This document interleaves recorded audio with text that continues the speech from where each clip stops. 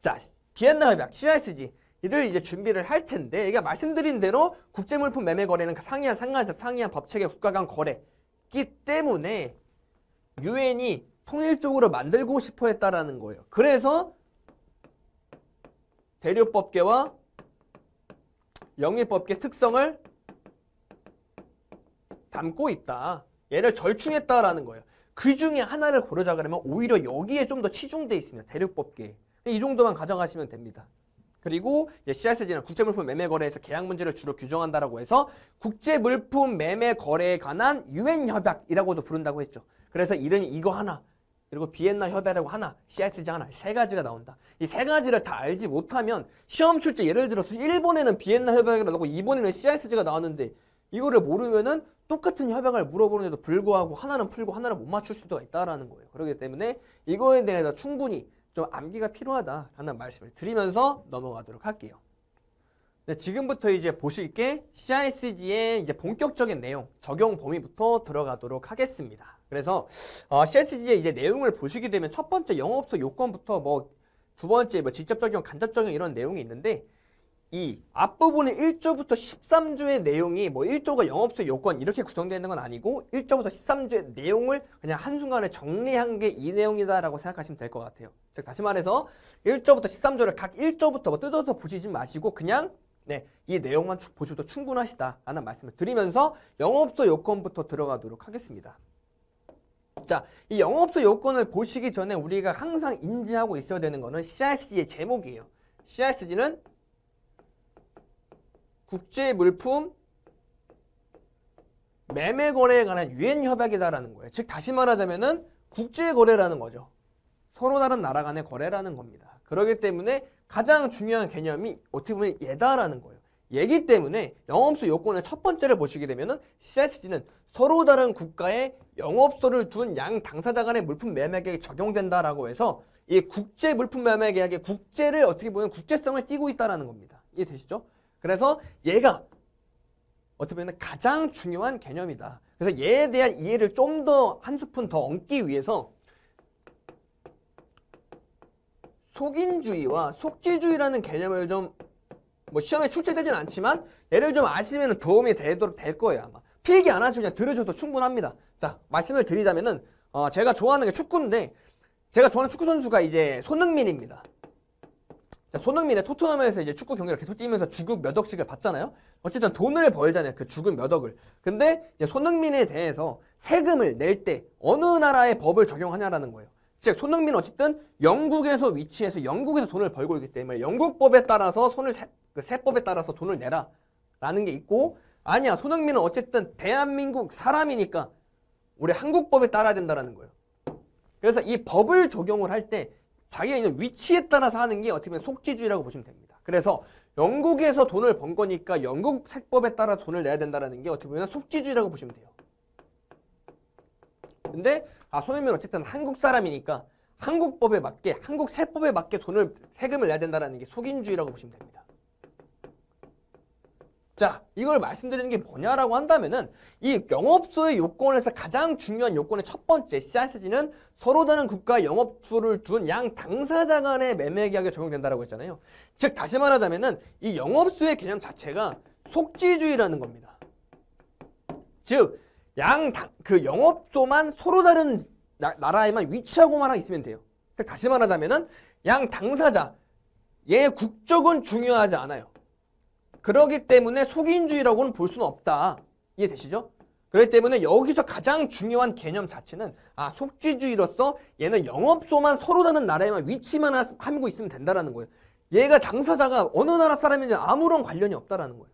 이해됐죠? 그래서 여기를 좀 더 이해하기 위해서 이 속지주의와 속인주의 개념을 가져가시면 된다라는 것과 결과론적으로 그냥 CISG를 적용하기 위해서는 영업소가 서로 다른 나라에만 있으면 된다라는 겁니다. 당사자가 어떻건 간에.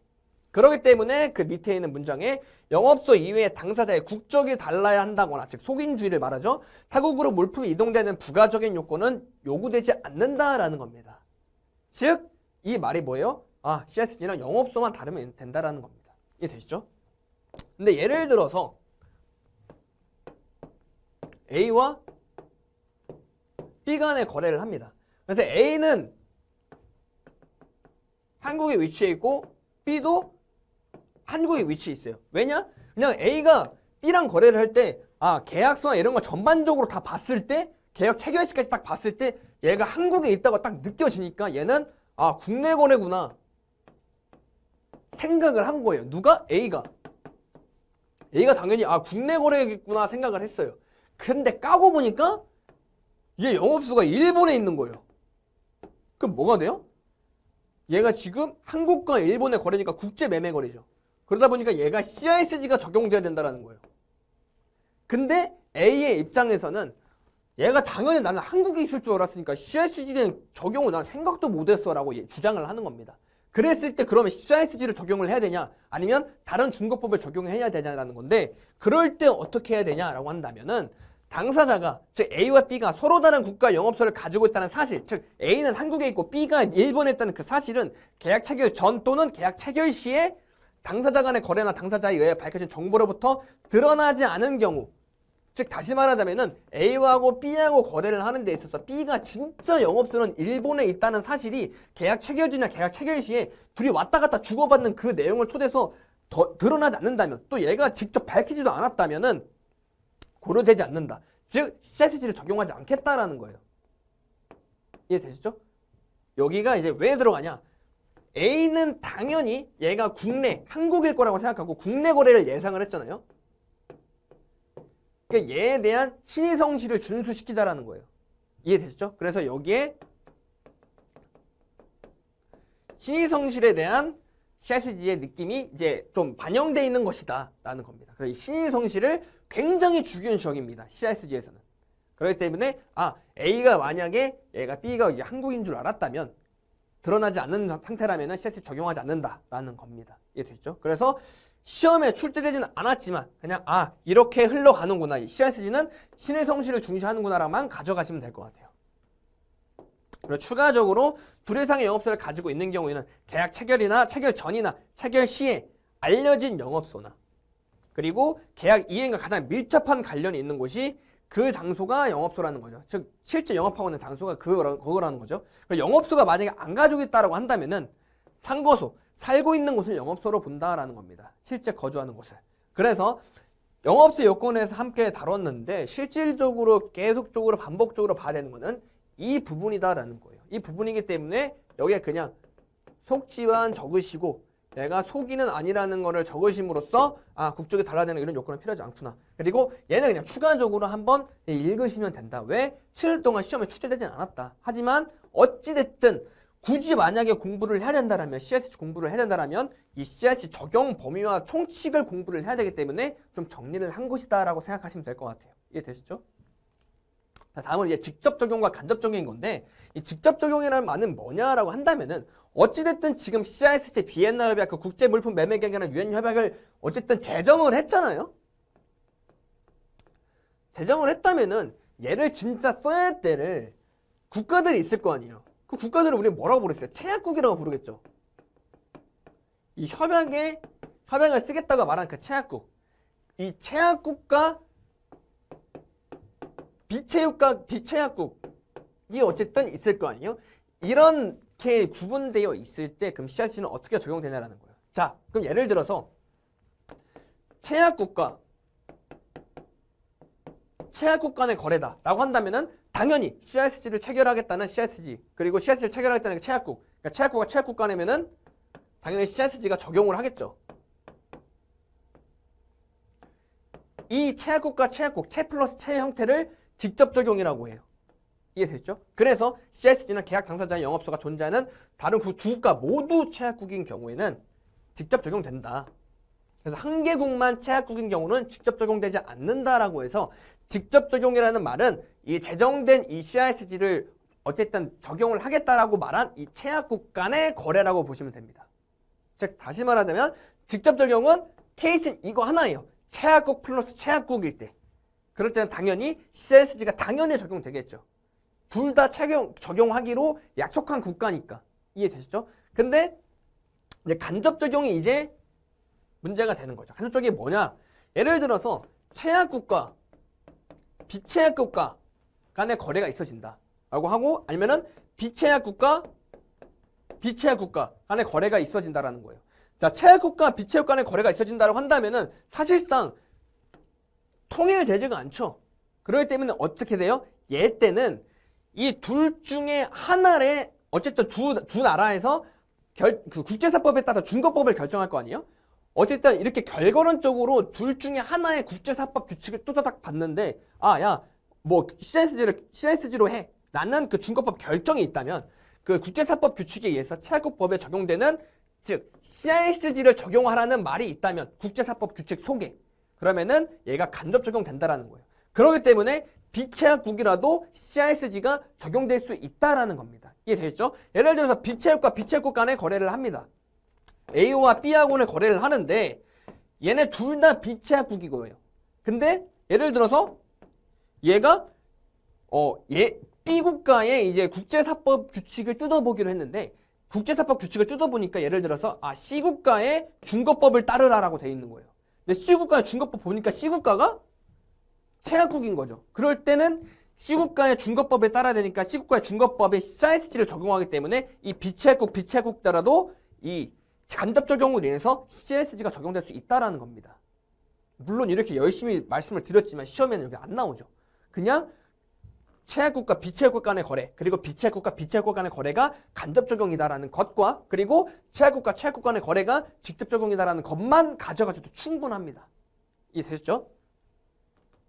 그래서 최종적으로 정리를 하면은 양 당사자의 영업소의 소재지가 모두 채약국인 경우에는 당연히 직접 적용이죠. 채 플러스 채니까. 그래서 양 당사자가 별도로 합의하지 않더라도 자동적으로 적용된다라는 거예요. 근데 비채약국이 껴있는 순간부터는 우리는 뭘 해야 된다? 국제사법 규칙에 따라서 채약국이 적용되는 그 CSG가 적용되는 그게 뚝딱 나와야 적용할 수 있다라는 거예요. 이해되시죠? 다음은 이제 국제성인데 국제성은 이미 한번 제가 다뤘어요. 뭐냐? 영업소가 사기한 국가에 있다라고 하는 게 이제 국제성을 띈다 그랬죠. 국제물품 매매계약. 얘는 나라만 영업소만 따로 있으면 된다고 했잖아요. 당사자의 국적은 상관없고 그러기 때문에 당연히 국내 거래는 적용되지 않는다라는 거예요. 그렇기 때문에 아까 말씀을 드렸던 여기죠. 여기에서 예시가 그 예시죠. 얘는 국제거래에만 적용이 되기 때문에 A하고 B 간의 거래에 있어서 A가 진짜 얘가 둘 다 한국인 줄 알았기 때문에 CS 적용을 전혀 몰랐다고 한다면은 얘 신의성실을 고려해서 CSG를 적용하지 않는다라는 점. 그렇기 때문에 연관성으로 이 국제성을 연관지어서 보시면 됩니다. 반면에 인코텀즈 2020은 다다음 시간부터 들어가게 될 텐데 이 문장을 통해서 알 수 있는 게 국내 거래도 적용될 수 있다라는 거죠. 그래서 어떻게 보면 이게 좀 큰 차이기 때문에 여기는 좀 가져가시라 라고 말씀을 드리고 싶어요. 어디만 가져가시면 되냐? 여기만 가져가시면 됩니다. 이해되셨죠? 자, 우리가 지금 CSG를 할 때 영업소를 말씀을 드릴 때 속지주의라고 말씀을 드렸죠. 속인주의가 아니라고 말씀드렸죠. 그렇기 때문에 당사자의 국적은 고려되지 않는다라고 한번 말씀을 드렸고 추가적으로 계약이 예를 들어서 개인적으로 발생하냐, 즉 민사적이냐 아니면 또 상사적이냐에 따라서 적용되는 법률이 다른데 얘 계약의 민사적, 상사적 성격을 가지고 있는지 여부는 전혀 고려하지 않는다라는 거예요. 이 성격도 고려하지 않겠다.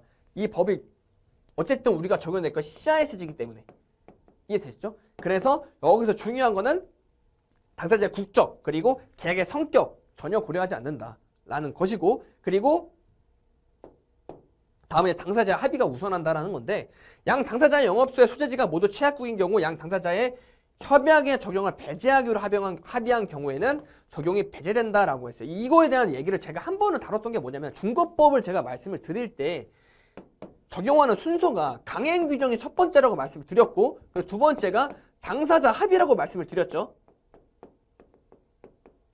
세 번째가 임의 규정이자 어떻게 보면 국제규칙이자 이런 국제협약이 세 번째에 들어간다고 말씀을 드렸고 네 번째가 상관습의라고 말씀을 드렸죠. 즉 다시 말하자면은 CISG는 이 3번에 지금 속해 있는 거예요. 아무리 채약국이라고 직접 적용이 된다고 하더라도 당사자 합의로서 야 CISG 적용하지 말자라고 합의를 한다면 얘가 우선한다라는 거예요. 이해됐죠? 그래서 CISG의 가장 큰 특성이 또 당사자 합의를 우선한다. 얘가 어떻게 보면 가장 근본적으로 깔려있는 그 베이스 개념이에요. 얘 플러스 신의 성실이. 그래서 그냥 CICD의 기본적인 베이스 개념이구나라고 생각하시면 됩니다. 그렇기 때문에 둘 다 채채 직접 적용이더라도 협약의 적용을 배제하기로 합의한 경우에는 적용이 배제된다라는 겁니다. 이해되셨죠? 그래서 얘를 한번 떠올리시라. 얘가 만약 떠올리지 않는다면 그 중거법 파트에 보셔서 한번 복습을 한번 하시고, 이거는 뭐 UCP 때도 제가 한번 말씀을 드렸죠. 그렇기 때문에 반복적으로 복습을 한번 하시라고 말씀을 드리고 싶어요. CICG 규정과 당사자가 합의가 충돌하는 경우에는 사적 자치 원칙, 이게 결국은 이 당사자 합의가 우선한다라는 말이에요. 그렇기 때문에 당사자 합의가 우선적으로 적용된다라고 이제 말을 하고 있습니다.